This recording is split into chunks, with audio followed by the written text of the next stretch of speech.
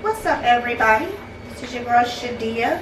Welcome back to my channel, Shadia's Lifestyle, and today I'm coming to you with another video that I think is it's a little interesting, I think, from my perspective. But this video is basically going to talk about redefining myself after my trauma.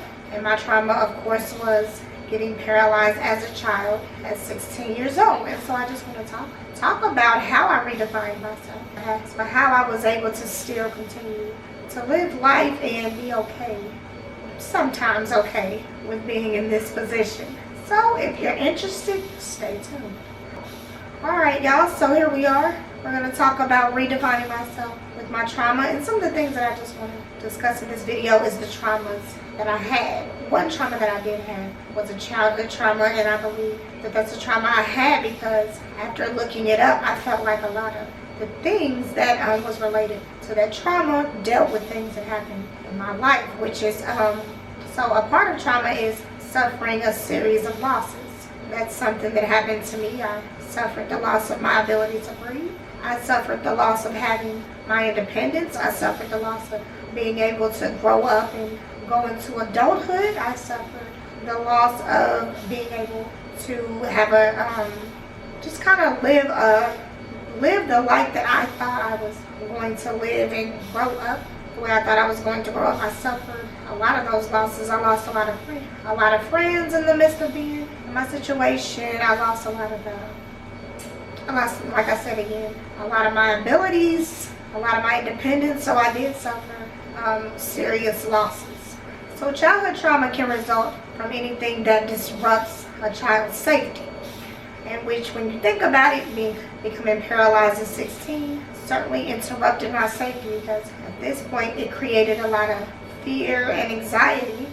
It was a serious illness, and I wasn't sure if I was going to make it. I wasn't able to breathe during the time that my father was taking me to the hospital. So a lot of those things were very serious and can cause trauma because the situation was very traumatizing.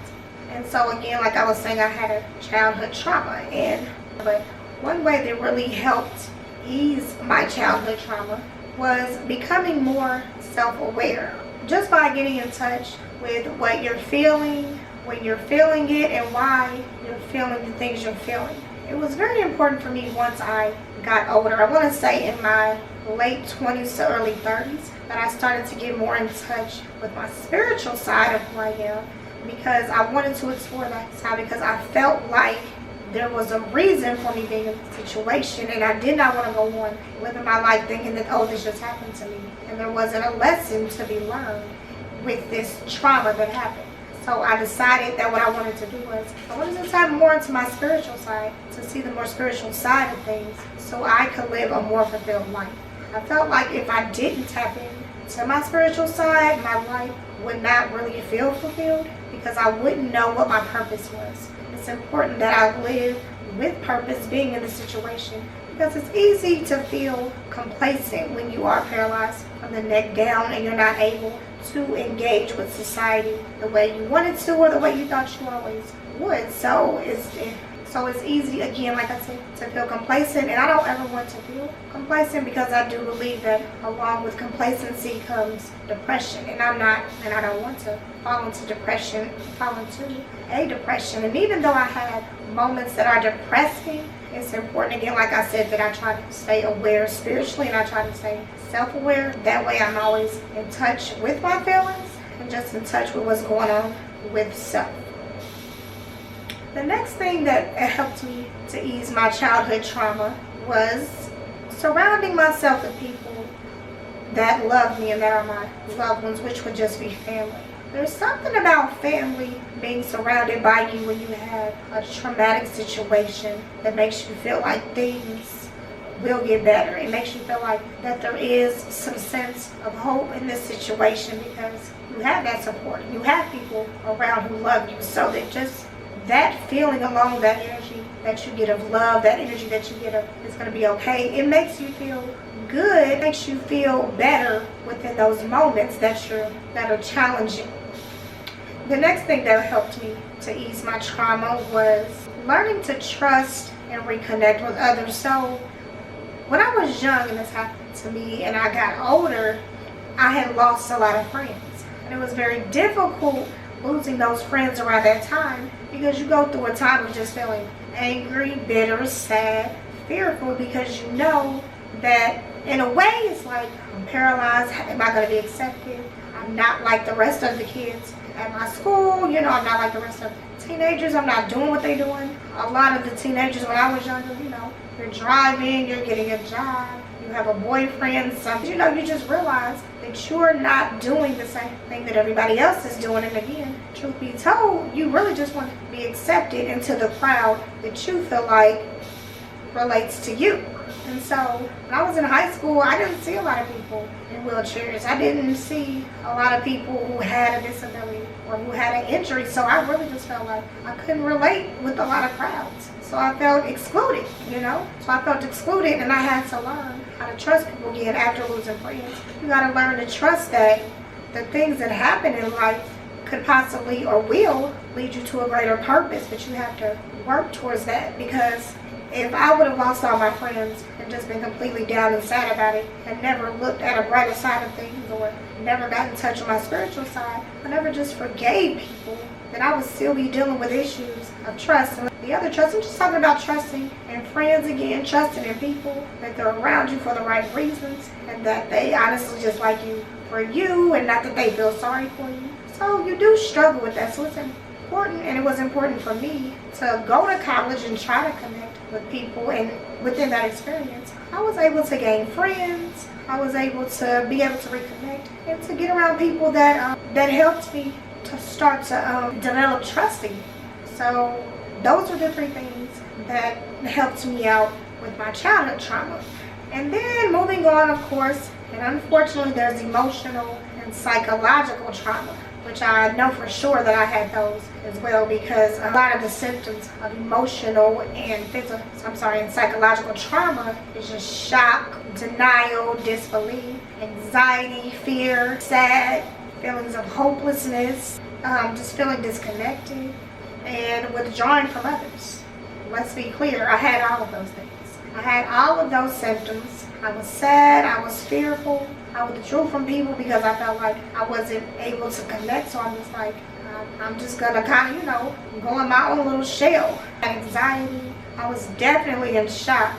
You watch my other videos, I kind of touched on that a little bit, about how my mom told me I was paralyzed, and I was like, what is that? It's just a shock value of that word, and me put together, it was just like, what the hell is that? Because I had never expected to be in this position at 16.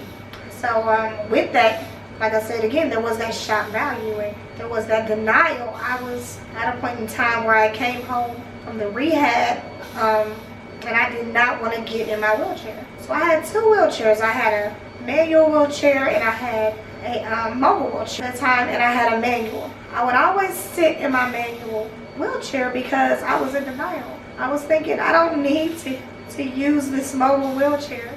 Like, I don't need that chair. I'm going to be walking soon. This is not going to last forever, or it's not going to last long. Something about transitioning from my manual chair to my mobile chair just made me feel, or made me have a sense as if this was going to be permanent, or this was something I needed to accept. And at that time, I just wasn't ready. But I'm very thankful for my mother, because she told me she was not going to continue to push me in the manual chair, and that I was getting in the mobile chair. And let me tell you how bad it was. I got into this mobile chair, and I literally sat there for days. Like I said, I'm not moving, I'm not driving this thing, I'm not doing anything. I'm not accepting the fact that I have to be in this mobile wheelchair. And eventually, my mother, she put me in it every single day. Eventually, I just started driving around in the chair, trying to work the chair. But overall, initially, I hated it because it was a form of acceptance to me. It was a form of, like, permanent, something being permanent. And I just wasn't ready to deal with those emotions at the time. And so, again, that was the emotional and psychological effect of the trauma that I was dealing with at 16 years old. And so, moving on, but getting past the emotional and psychological trauma, what was really helpful was to make new friends, which was me going to college. me meeting new people, me having to work in groups with people that I didn't know, and people getting to know me for who I was, and so making those new friends, that was really helpful. I also think that joining a support group can be extremely helpful for emotional and psychological support. When I first got paralyzed, because I again was living in denial and was just so in shock at what had happened, I did not want to join the support group. I was like, no, I don't want to join a support group. I just really did not want to be around people who had a disability like myself. And I'm just being candid here. I just didn't want to be around those type of people, because for one, I was 16, and for two, I just felt like this is not going to be permanent for me. So why would I do this? I was, at that time I was very, very stubborn, and I didn't see the significance in having those experiences of joining a support group and talking to people who were in that support group. And I don't possibly things could have clicked quicker. I don't know, but at that time, like I said, I just wasn't living in a space where I was ready to do something like that. I was just so traumatized for what happened. I just wasn't there. I'm like, I am not joining a support group, no. But I know for sure at now 31, this happened to me when I was 16.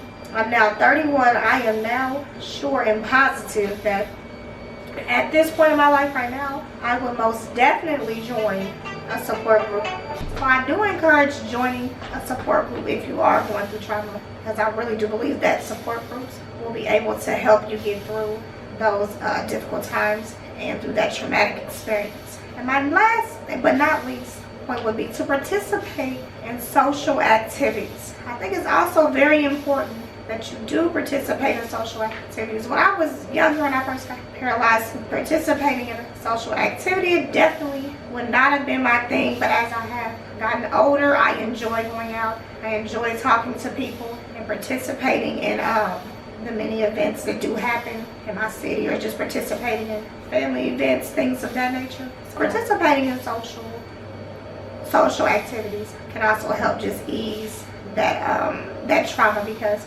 during trauma you don't want to isolate yourself, because trauma can be a lonely experience, because you sometimes feel like that you're the only one going through your situation. When joining a support group, you'll learn that you're not the only person going through a situation. That's why joining a support group is also a good thing, like I was saying previously, because it kind of connects. You don't isolate yourself, and it is important to join support groups so you can talk to people who are around you the same way it is to join a social or participate in social activities. So you don't isolate yourself and you don't feel alone during that type of trauma.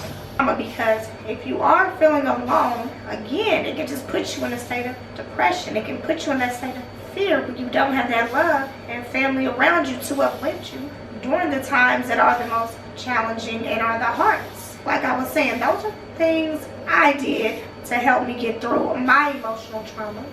And these are things that helped me to redefine myself during my trauma, my traumatization that I dealt with.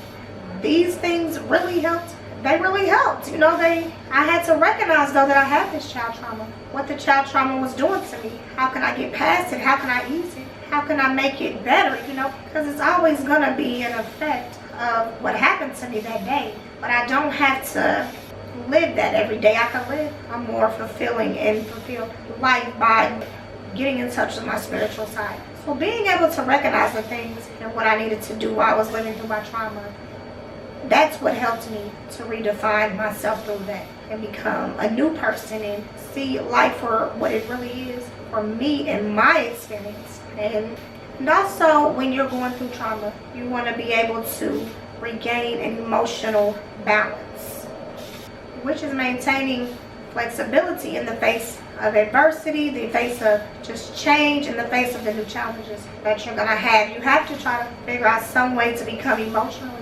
balanced and stable, because your emotions can be all over the place when you're dealing with trauma and you haven't been able to help heal yourself through that. So I hope this was informative. I hope this is able to help someone. I hope this is able to inspire someone to learn how to redefine themselves with trauma, because we all do experience trauma. We all experience it, and if you haven't, you will experience it. And I just want to let everybody know that once you go through that trauma, you don't have to stay in it. You can come out of it a new person. You can come out it redefined. You can come out it bigger and better, smarter and wiser, braver and stronger. So again, I hope this video helps everybody. I'm so happy I was able to share this experience with you all, and I hope you all stay inspired, and I hope you're inspired by this video. Peace.